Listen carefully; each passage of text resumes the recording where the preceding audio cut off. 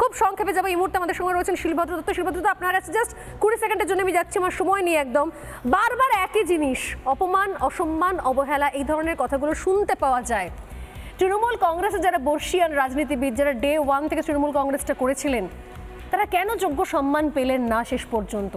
তার জায়গায় কি করে রিপ্লেস হয়ে গেল? সেই জায়গাগুলো কি করে তার রিপ্লেসমেন্টে চলে এলো এই শেখ শাহজাহানের মতো মাফিয়া ডনরা? কি করে সম্ভব? এরাই শেষ পর্যন্ত দলের সম্পদ তাহলে? না না, ব্যাপারটা হচ্ছে, দেখুন, যখন দলটা তৈরি হয়েছিল অনেক স্বপ্ন নিয়ে, অনেক আশা নিয়ে, সততার মূর্ত প্রতীক হিসেবে আমরা দেখেছিলাম একজনকে। কিন্তু দেখলাম আস্তে আস্তে চোরেদের হাতেই দলটা চলে গেল। পুরোপুরি দুর্নীতিগ্রস্ত মানুষরা ধরেছে যেদিন থেকে ভাইপো ক্ষমতায় এসছে। আজকে সেই কারণেই আমি তো অবাক হয়ে গেলাম, তাপসদা এতদিন রইলেন কি করে। আমরা যখন বেরিয়ে এসেছিলাম এই কথাগুলো বলেই বেরিয়েছিলাম, তখন তাপসদারা একসাথে এলে অনেক ভালো হতো। তাপসদা বুঝতে পেরেছেন, তাপসদাও বেরিয়েছেন, কারণ এই তৃণমূল কংগ্রেসে শাহজাহান শওকতরাই হচ্ছেন আদর্শ এবং শাহজাহান শওকতরাই হচ্ছেন সম্পদ। কোন রাজনৈতিক কর্মী, কোন সৎ রাজনৈতিক কর্মী এ দলের সম্পদ নয়। এ দলের সম্পদ সমস্ত চোর, জোর চোর, পয়লা চোর, বালি চোর, এরাই সম্পদ। তাই এ দলদের আর কিছু বলার নেই। এ দলে কোনো ভদ্রলোক আগামী দিনে থাকতে পারবেন না, সবাইকে এক এক করে বেরিয়ে আসতে হবে, এটাই এ দলের বক্তব্য। শঙ্করবাবু, এই সমস্ত মান অভিমান বোঝাপড়া নিয়ে যেরকম বলছিলেন অনিন্দবাবু, যে অনেকেই চলে গেছেন আবার ফিরে এসেছেন, এবার তাপস রায়ের গন্তব্য কি বিজেপি? তাহলে কি মনে হচ্ছে? ধন্যবাদ সোনালী। প্রথমত তাপস রায় দীর্ঘদিনের রাজনৈতিক ব্যক্তিত্ব, বিরোধী পরিসরে তিনি বিধানসভায় বিধায়ক হিসেবে কাজ করেছেন, শাসক দলের বিধায়ক, মন্ত্রী, পরিষদীয় দায়িত্বে তিনি ছিলেন। ফলে এইরকম একটা পরিস্থিতিতে দাঁড়িয়ে ওনার দল ত্যাগ নিয়ে বেশ কিছু কথা হচ্ছে। আমি শুধু একটি বিষয় আকর্ষণ করতে চাই, সেটা হচ্ছে যে মাননীয় মুখ্যমন্ত্রী মমতা ব্যানার্জি তার দীর্ঘ রাজনৈতিক জীবনে একটা জিনিসই জানেন, ব্যবহার করো এবং ছুঁড়ে ফেলে দাও। আমার মনে হয় যদি আপনারা এটা দেখাতে পারেন যে ওনার ঘনিষ্ঠ সহযোগী পঙ্কজ ব্যানার্জি থেকে শুরু করে আজকের তাপস রায়, যারা তৃণমূল কংগ্রেসের শুরুর থেকে ওনার পাশে রয়েছেন, এদের শেষ পরিণতিটা কোথায় হয়েছে। ফলে সেই জায়গায় দাঁড়িয়ে তাপসবাবুর যে এই ধরনের একটা পরিণতি হতে পারে, এটা অনেক দিন ধরেই বাজারে বিভিন্নভাবে প্রকাশিত হচ্ছিল। তৃণমূলের একটা গৃহযুদ্ধ, সেটা কতখানি নিয়ন্ত্রিত, কতখানি অনিয়ন্ত্রিত, সেটা সময় বলবে। তবে আমি শুধু এইটুকু বলবো যে তাপসবাবুর মতন একজন, যাকে আমি বিধানসভার অভ্যন্তরে দেখেছি, বিভিন্ন তর্ক বিতর্ক হয়েছে, একটা জিনিস আমি শুধু বলতে পারি, যেহেতু আমি দীর্ঘদিন রাজনীতি করেছি, তাপসবাবু একজন লিডার কোয়ালিটি পলিটিশিয়ান।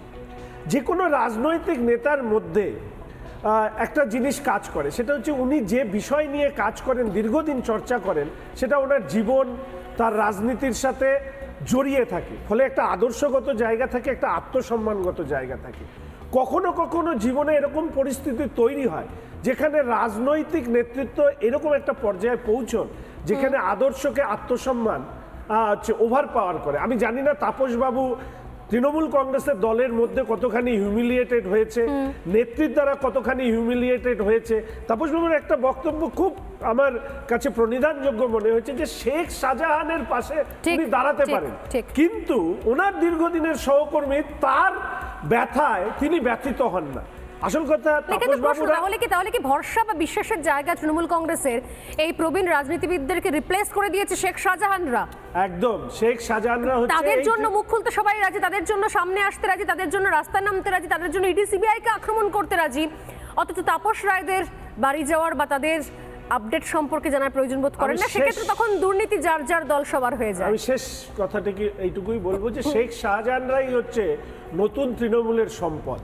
আর আরেকটি কথা আমি বলবো অনিন্দকে, আমি বিধানসভাতেও বলেছি, রবীন্দ্রনাথের উক্তি যদি কেউ উদ্ধৃত করে বলেন, তিনিও যেরকম রবীন্দ্রনাথ হয়ে যান না।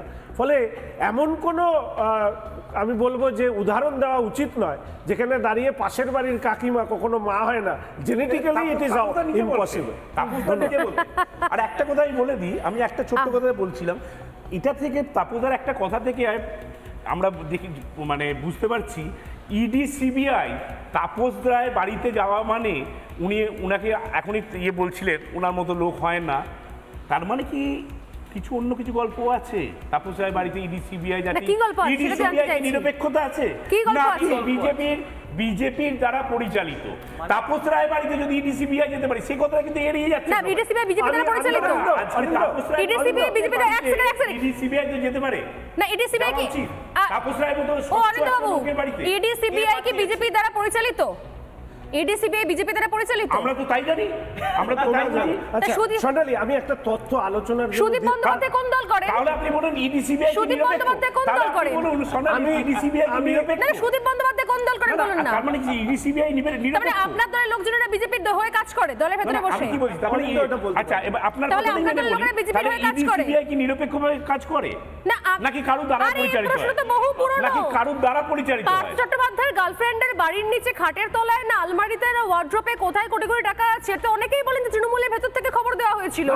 তারা টিপস দেয়, তারা টিপস হ্যাঁ, অনিন্দ, একটা কাইন্ডলি একটা এই স্বর্ণালীকেও আমি এই বিষয়ে একটি তথ্য দিতে চাই, বলুন। বিধানসভার অভ্যন্তরের তথ্য। তাপস রায় বিধায়ক হিসাবে, শাসক দলের বিধায়ক হিসাবে আমি এটুকু আপনাদেরকে বলতে পারি যে যতবার মাননীয় বিরোধী দলনেতা সাসপেন্ড হয়েছে কিংবা আমি সাসপেন্ড হয়েছি, প্রত্যেকটা মোশন মুখ করেছেন তাপস রায়। হ্যাঁ, উনি বললেন আজকে নিজে। প্রত্যেকটা মোশন তিনি তিনি নিজে মুখ করেছেন। বললেন। আর সেই ব্যক্তির সম্পর্কে তৃণমূল কংগ্রেসের এখন হচ্ছে তাদের প্রবক্তারা কি বলছেন, কি উপাধি দিচ্ছেন, উনি নাকি বিশ্বাসঘাতক। This is Trinamool Congress, they know how to use the person, যখন শেষ হয়ে যাবে তাকে ছুঁড়ে ফেলে দেবে। এই বিশ্বাসঘাতক গাদ্দার মির্জাফর এগুলো তৃণমূল কংগ্রেসের অভিধানে রয়েছে। এগুলো কখনো তৃণমূল কংগ্রেস অভিধানে লেখে, বিজেপি কখনো আবার শুনুন না, কখন ইরেজার দিয়ে করে ডিলিট করে। আচ্ছা, মুকুল রায় যখন বেরোলেন, শুনে নিন, মুকুল রায় যখন বেরোলেন তৃণমূল কংগ্রেস থেকে, তখন মুকুল রায় হয়ে গেলেন গাদ্দার, মির্জাফর, আরো কিছু এই সমস্ত।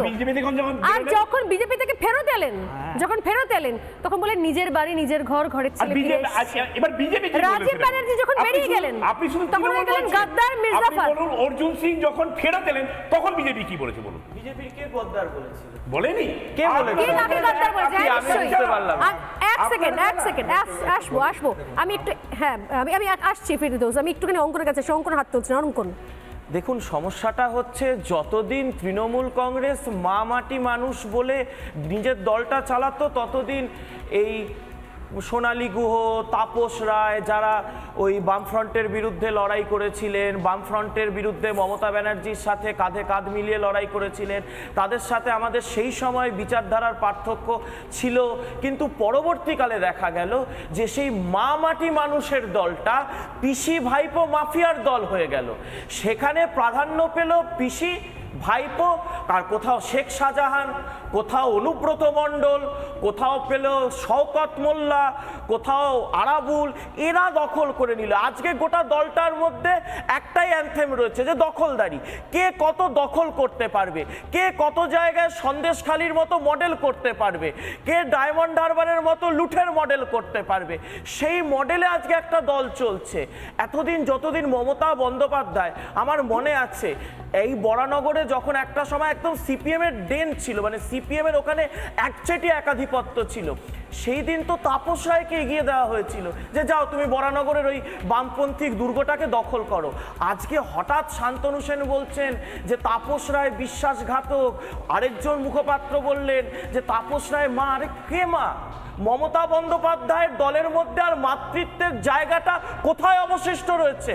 সন্দেশখালি দেখার পর, এক সেকেন্ড অনিন্দা, তোমার সময় বলিনি, সন্দেশখালিতে যখন মা বোনেরা আর্তনাদ করছে, যখন মা বোনেরা বলছে আমাদের সম্ভ্রম, আমাদের ইজ্জত রাত্রিবেলায় তৃণমূলের পার্টি অফিসে মানে কেজি দরে বিক্রি হতো, সেই সময় কোন মার, মানে মমতা বন্দ্যোপাধ্যায়ের নামে মমতা, কোন মাতৃত্ব জেগেছিল, কোন মমতাবোধ জেগেছিল?